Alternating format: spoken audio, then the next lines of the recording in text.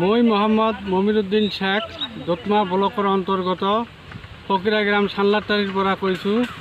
আজি মই বতৰ বিজ্ঞানে দিয়া তথ্য অনুসৰি আজি বেঙেনা খেতিৰ টপ ড্ৰেছিঙৰ কাম কৰি আছোঁ। আমি এতিয়া প্ৰতিজনে DAP, পটাছ, ইউৰিয়া আৰু চয়েল মিহলি কৰি অনুমান এটা গছত 10 গ্ৰামকৈ দি টপ ড্ৰেছিঙৰ কামখিনি আজি আমি শেষ কৰিম। এতিয়া আমি টপ ড্ৰেছিঙৰ কামখিনি আৰম্ভ কৰিলোঁ। DAP দিম